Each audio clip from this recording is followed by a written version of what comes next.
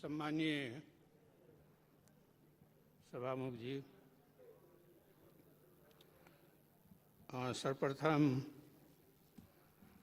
म सम्मानीय प्रधानमन्त्री शेरबहादुर देउपाजीलाई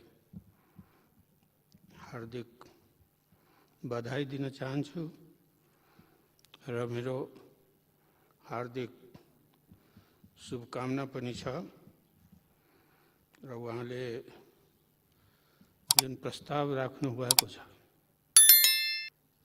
त्यसको समर्थनमा हामी उहाँलाई मत दिन्छौँ।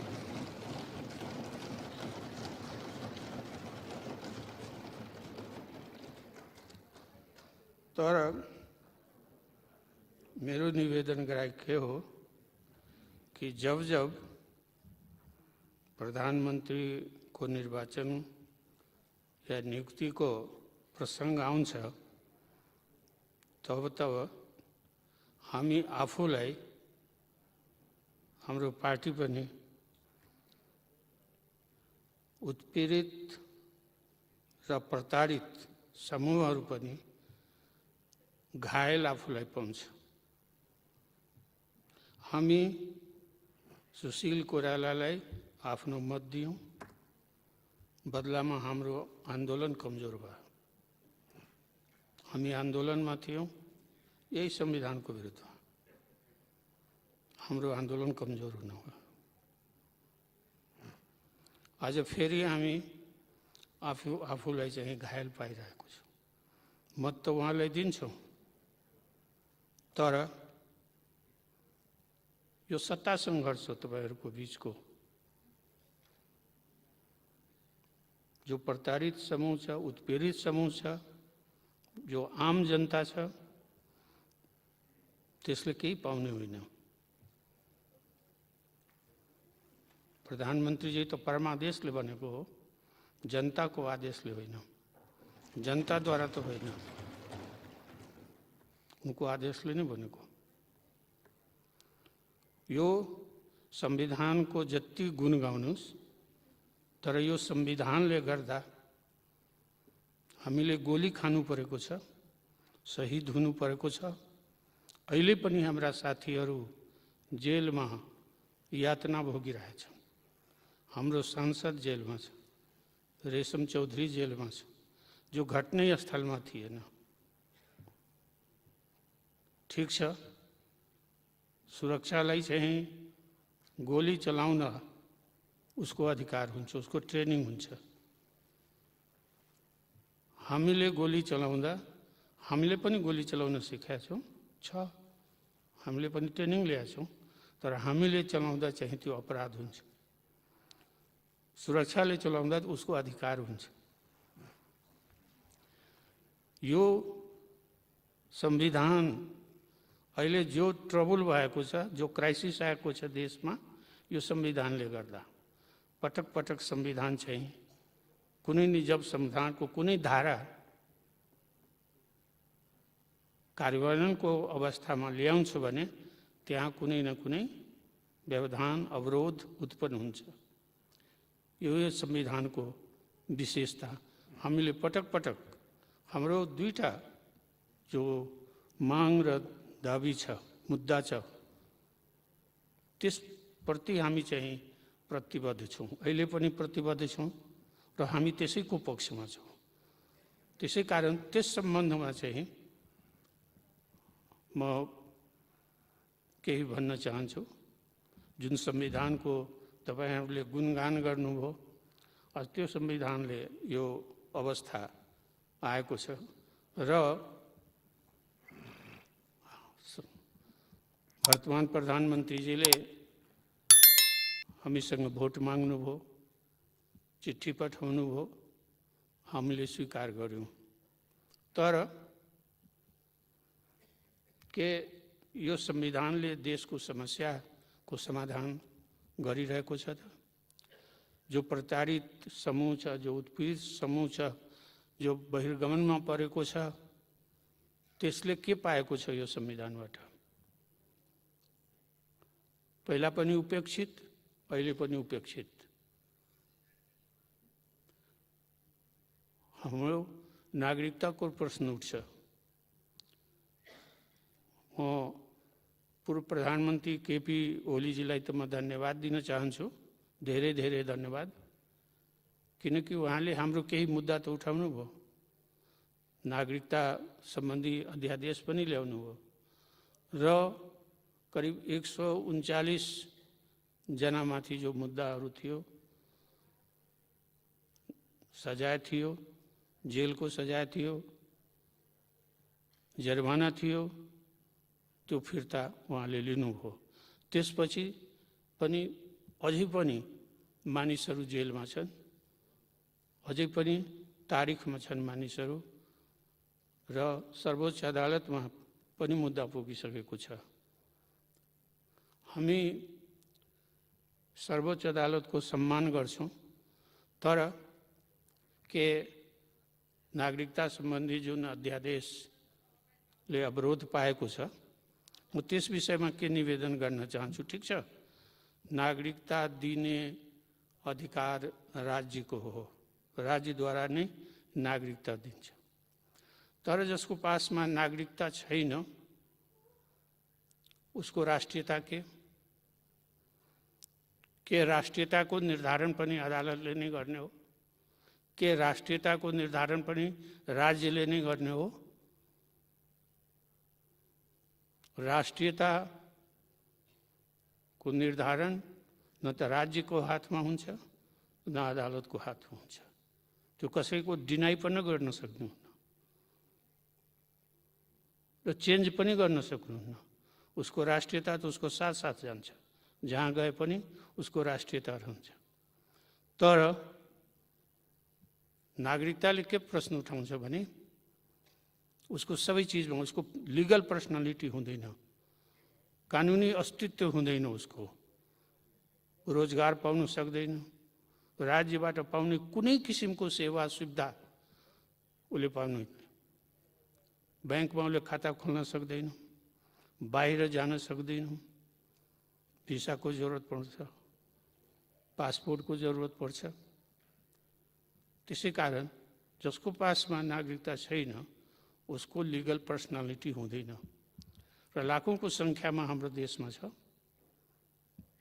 उसको श्रम, उसको शक्तिबाट हामी चाहिँ वञ्चित भइरहेका छौँ। यदि उसले पनि नागरिकता पाएको भए त उसको जो योग्यता छ, क्षमता छ, यसै समाजमा बसिरहेको छ, रहिरहेको छ, त्यो चाहिँ यो समाजले पाउने थियो। तर यो समाज पनि उसको योग्यता, क्षमता, दस्तावेज चाहिँ, किनकि कुनै कामै गर्न सक्दैन, उसको कुनै अस्तित्व छैन, पर्सनालिटी छैन, कानुनी पर्सनालिटी। हाम्रो यहाँ त देवताहरूको पनि लिगल पर्सनालिटी हुन्छ, मूर्तिहरूको लिगल पर्सनालिटी छ, तर जीवित व्यक्तिको चाहिँ हाम्रो यहाँ डिनाइ गरिएको छ त्यो पर्सनालिटी, किनकि नागरिकता छैन उसको पासमा। त एउटा त त्यो विषय भयो। अर्को विषय कि संविधान संशोधनको विषयमा हामी चाहिँ धेरै सङ्घर्ष गरेका छौँ, तर संविधान संशोधन भइसकेको संशोधन पनि हाम्रो यहाँ लागू गर्दैन। स्थानीय तहमा चाहिँ संविधानमा संशोधन गरेर केही सङ्ख्या बढाइयो, प्रदेश नम्बर 2 मा त्यो बढाइएको सङ्ख्या चाहिँ लागू पनि भयो, तर अरू जिल्लाहरूमा प्रदेश नम्बर 1, प्रदेश नम्बर 5 को जिल्लाहरूमा चाहिँ जुन संशोधन गरेर सङ्ख्या बढाइएको थियो त्यो बढाइएन। त्यो कारण के दियो कि त्यस बेला उसको चुनाव भइसकेको थियो, त्यसैले चाहिँ त्यहाँ लागू भएन। त्यो त संशोधन त भएको हो, पछि किन लागू गरिएन? यस्तो यस किसिमको चाहिँ उ छ। दोस्रो चाहिँ मैले निवेदन गरेँ कि हामीले हतियार उठाउँदा त त्यो अपराध हुन्छ, तर सुरक्षाले चाहिँ हतियार उठाउँदा अपराध हुँदैन। अब यहाँ ज्यादतीहरू जुन भएको थियो सबैले स्वीकार गर्यो, कि मधेस आन्दोलनमा व्यापक रूपमा ज्यादती भएको छ। जहाँ गोली चल्ने अवस्था थिएन, शान्तिपूर्ण ढङ्गले चाहिँ आन्दोलन भइरहेको थियो, त्यहाँ चाहिँ गोली चलाइयो, मारियो। र हामीले आयोगको माग गरेका थियौँ। लाल आयोगको गठन पनि भयो, तर वर्षौं बितिसकेको छ, अहिलेसम्म चाहिँ त्यो प्रतिवेदन चाहिँ सार्वजनिक गरेका छैन। पटक पटक यो संसदमा पनि आवाज उठ्यो, चाँडै चाहिँ त्यो सार्वजनिक हुन्छ, तर त्यो भएन। किन? हाम्रो माग, हाम्रो मुद्दा र हाम्रो जेलमा जुन परेको छ साथी, त्यो सम्बन्धमा पनि सहमति भएको छ, सम्झौते भएको छ, तर सम्झौता लागू गरिएन। अहिलेसम्म चाहिँ सम्झौता भएको थियो कि जेलमा परेको राजबन्दीहरूलाई रिहाई गर्ने र मुद्दा उठाउने, फिर्ता लिने, तर सबै मुद्दा चाहिँ फिर्ता लिएन अहिलेसम्म। अहिलेसम्म पनि महोत्तरीको जुन मुद्दा छ त्यो त्यहाँको साथीहरू अहिले पनि जेलमा छन्, त्यहाँको सांसदहरू अहिले पनि तारिखमा छन्। त्यस्तै टिकापुर घटना जो घटने स्थलमा थिएन, रेशम चौधरी, उनी जेलको यातना भोगिराखेका छन्। ऊ सांसद भएर पनि यहाँ चाहिँ उपस्थित हामी देख्दैनौँ उनलाई। उसको प्रतिनिधित्व यहाँ कसले गरिरहेको छ? उसको क्षेत्रको प्रतिनिधित्व, त्यहाँको प्रतिनिधित्व त्यहाँको जनताले सफर गरिरहेको छ कि छैन? यी प्रश्नहरू हाम्रो अगाडि छ, हाम्रो समक्षमा छ, तर हामी चाहिँ सम्बोधन अहिलेसम्म चाहिँ सम्बोधन पाएको छैन। यहाँ भनिन्छ कि हाम्रो देश विविधताले भरेको हो, तर विविधताले भरेको सबै ठाउँमा त्यो विविधताको चेहरा देखिन्छ त? सबै ठाउँमा त्यो विविधता उपस्थित छ त? छैन।